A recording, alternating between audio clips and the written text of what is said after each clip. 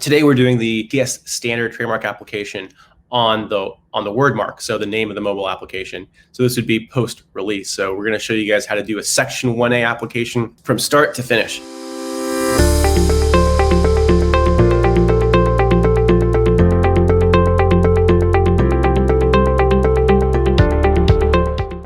So just so you guys have a little bit of background, we came up with this hypothetical specimen that shows a web page. So this is a PDF of a screenshot showing a web page where you can actually download our mobile application. It's called the Wheelbound mobile application, and it is a video editing mobile application.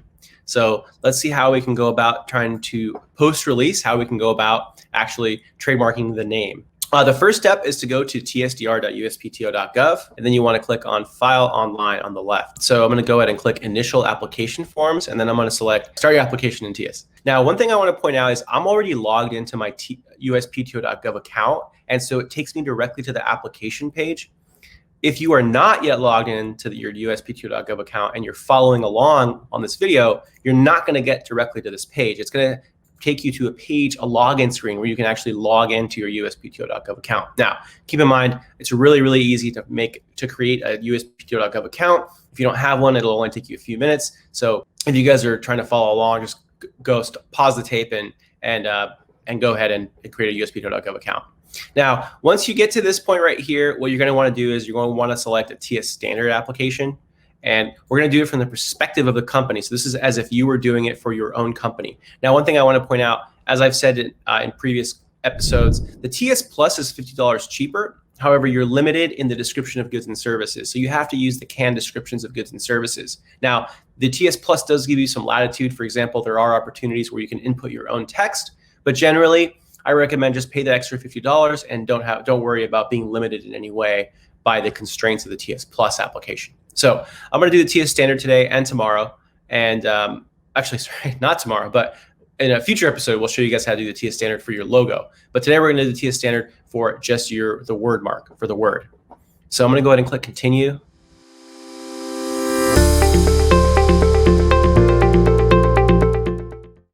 Now this is where we enter the applicant information. So I'm going to go ahead and input my company information, and I'm going to select limited liability company.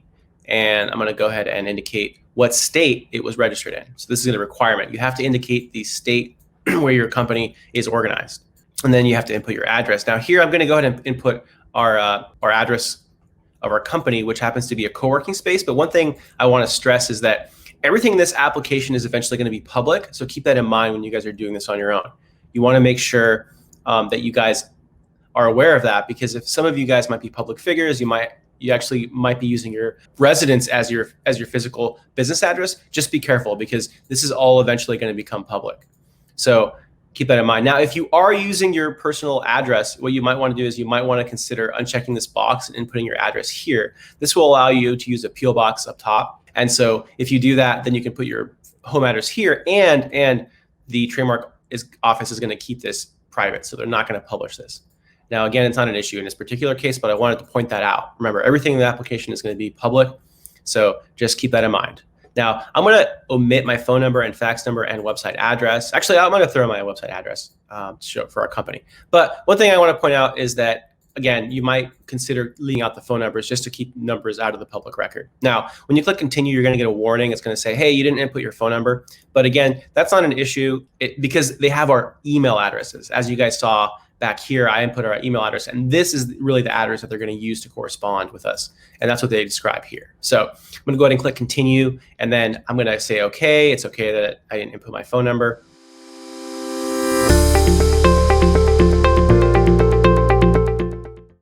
And then this is where we actually input the mark. Now, one thing I want to point out is that it's important to get the mark correct. So again, I'm going to write it out in all caps. If you want, you can write it out just how you have it in the specimen. We don't care about the stylization or the capitalization of it.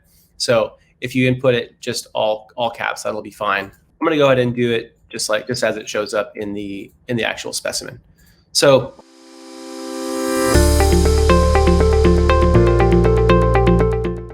once we click continue, now we are going to select the goods and services. So here, this is really the difference between the TEAS Plus and the TEAS Standard. Is when you get to this section here where you can actually enter freeform text in.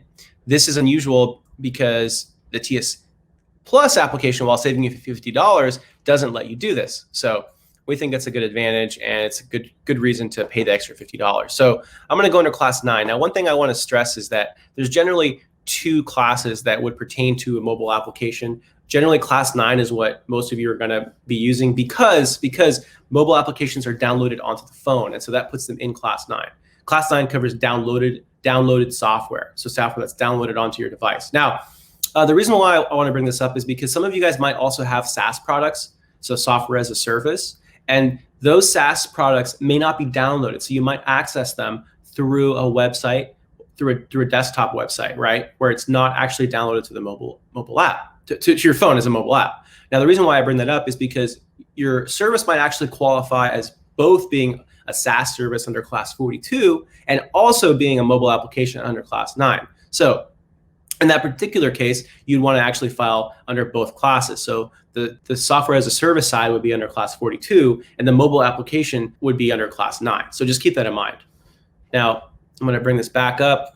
Maybe we'll do a future episode on how you guys can do both classes, just so you guys can see. But just so you know, each class is a separate filing fee. So if you were to do 2 classes under, so one under 42 and one under class 9, that's actually going to be $550, $275 plus $275.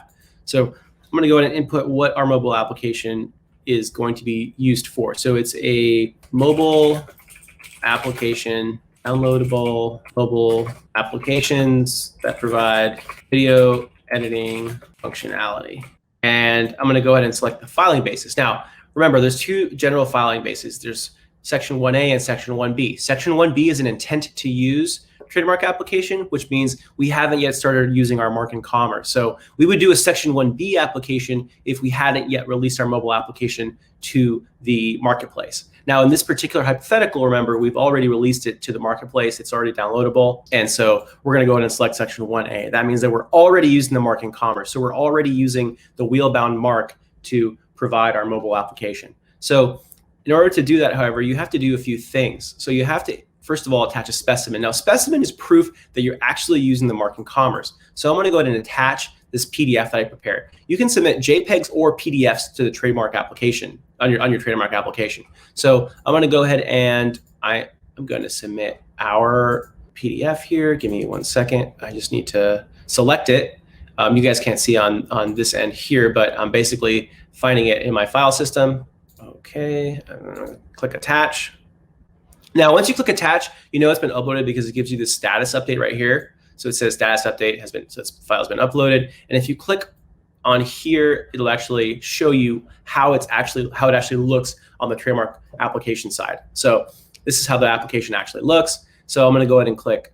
Now, one thing I want to point out actually before I move on, it's really important that that specimen you submit actually shows how a user can go about downloading the mobile application to their device. And the way that we know that is because there's a download button right here. So we're going to want to say that in the description of the specimen. So we're going to want to say that it shows a button that allows the user to actually download the mobile application to their device. So I'm going to go ahead and click return to form, and I'm going to actually input the description here. So now there's 2 things that I want to point out about web page specimens. The Trademark Office in February recently imposed a new rule. Anytime that you upload a web page screenshot as a specimen, you have to indicate 2 important things. The first is the URL of the web page, and the second is the date that you accessed the URL. So we're going to want to be sure we include those. So I'm going to say description of specimen. So it's a screenshot of a web page, and then I'm going to put the URL here. Now I'm making this up, guys, but obviously this is for educational purposes. You're going to want to actually use the actual URL of your specimen when you guys go about doing this for your applications. And the access date, I'm going to say I accessed it today, showing mark in connection with a downloadable video editing mobile application. Now, we also have to indicate 2 important dates. The first date is the first date that we use the mark anywhere. So this could be the date that you first created a landing page, the first date that you used the wheel-bound name on your signature for your email, or if you created banners or Facebook ads pre-release, or whatever earliest use that you can think of where you actually held the wheel-bound name out to the world. So I'm going to go ahead. I'm going to just use a random day. I'm just going to say, let's say I did it back in March this year. And the first date of use in commerce is going to be the date that I first actually released the mobile application so that it was available to out-of-state residents, and the first date that actually had an out-of-state download. So I would highly encourage you guys to use the date that involved interstate commerce. In other words, a resident from outside of where the company resides, actually downloaded the mobile application or purchased it. So in this case, I'm going to select 10/5/2020. Now, when I click assigned filing basis, I know that my filing basis has been assigned because, as you guys can see, when I scroll over, I'm going to see it right here, assigned filing basis. Now, if you need to go ahead and make changes to it, you can just click on it, and it'll actually open it up, and you'll be able to make edits to it. I'll just show you guys real quick. All you do is click, and then when you scroll down, it actually lets you make changes. So again, I'm happy with it, so I'm going to go ahead and click Assign Filing Basis, and I'm going to continue on with our application. I'm going to click Continue.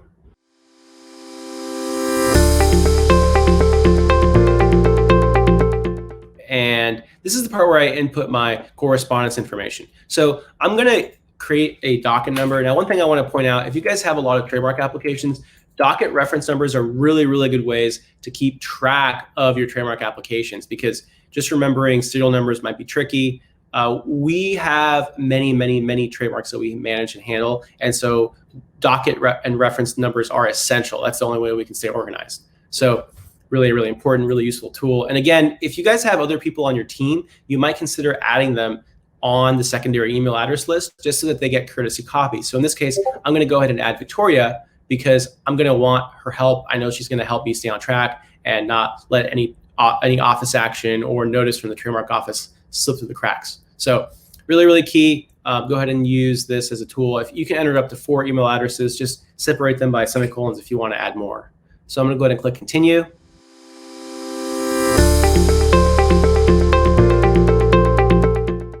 And I'm going to sign this form directly. Now, this declaration requires you to mark 4 checkboxes. The first one is saying that you understand that you are actually using the mark in commerce. So I'm going to go ahead and select that one. Now, this one actually trips up a lot of people because there's an or, and it talks about intent to use. Now remember that there's an or there. So the top half is going to be applying to us. If we were doing a Section 1B application, then the bottom half would be applying to us. So just keep that in mind.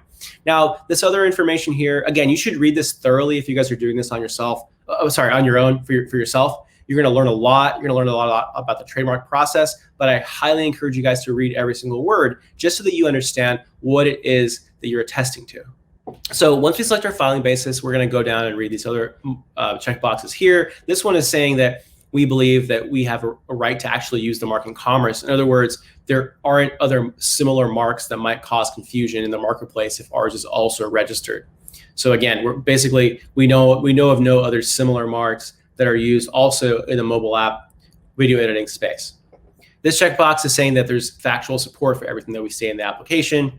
And then the fourth is saying that we understand we're signing under penalty of perjury. So any willfully false statements could subject us to fine or imprisonment.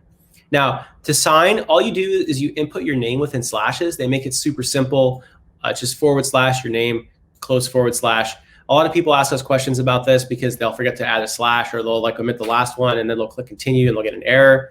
But go ahead and put your name within slashes. And then when you click this box here, it's going to actually auto-populate the date for you. So they make it really, really easy. For the name, I'm just going to go ahead and input my name and last name, first name, middle initial format, and then I'm going to go ahead and put my my title at the company. Again, phone number is optional. I'm going to go ahead and omit it this time, and again, it's going to give me an error, or not an error, but a warning. And again, I'm okay with that. Again, they have my email address, so they're going to be able to correspond with me.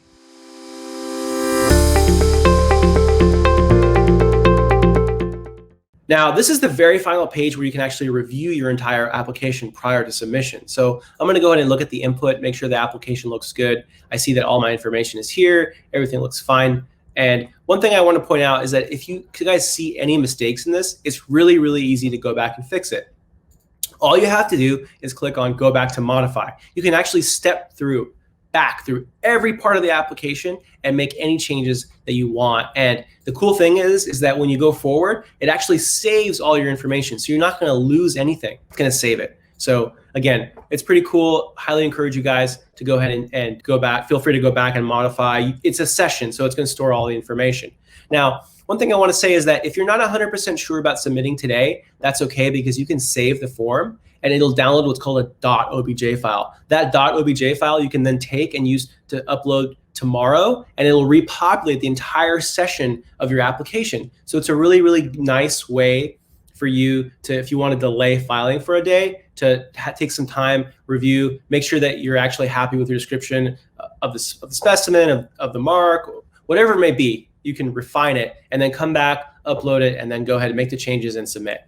Now, again, one thing before I submit real quick, I just want to point out, you need to also check this box here. This checkbox indicates three things. So the first is that you're not entitled to a refund. So that means make sure that you actually want to file a trademark application on this mark.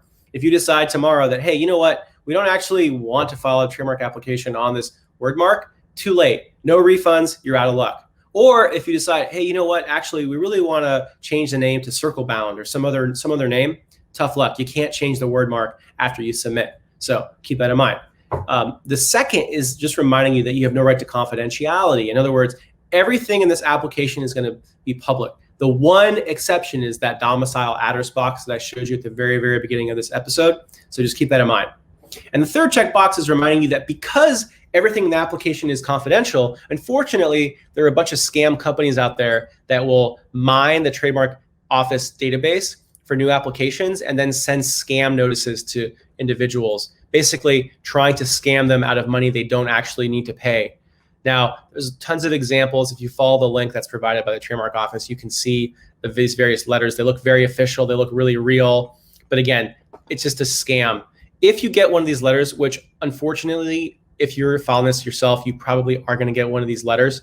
You can come to this site. You can also just Google, I think we have a banner up for it. If you just Google USPTO misleading notices, it'll come right up. It'll be the first hit. And you can go to this page, and more than likely, you're actually going to be able to find the company that sent you the notice. Now, the trademark office does a really, really good job of keeping this up to date. And two things I want to point out. One is the trademark office is in Alexandria, Virginia. And you see a lot of these places are in Phoenix, Idaho Falls, Idaho, Washington, D.C., Miami, Florida. The trademark office is not in any of these places. The second really important thing is at no point in the trademark process are you going to have to pay a government fee to some third party. All the fees that you pay related to your trademark are going to be paid to the trademark office through uspto.gov, through the TEAS system. So just keep that in mind.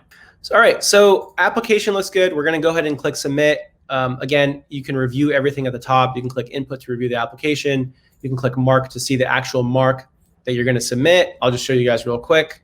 It's loading at the moment. Here's the mark right here, wheelbound. And then again, if you click specimen, it's going to take you to the page where you can follow the link and see the actual specimen as it's going to be submitted to the trademark office. So looks good to me. We're going to go ahead and click submit.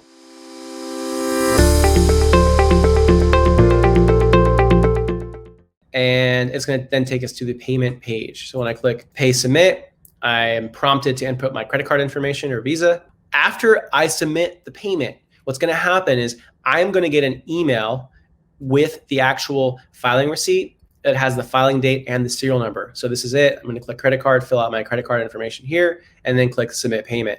After I submit the payment, as I said, I'd get the email, but I'm also going to be taken to another page where I can actually download the filing receipt. The filing receipt has a serial number, and it also has my filing date and a copy of all the information that I submitted in the application.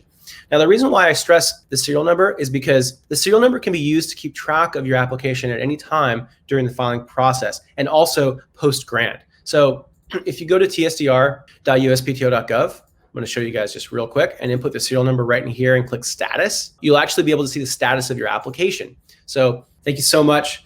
Thanks for watching.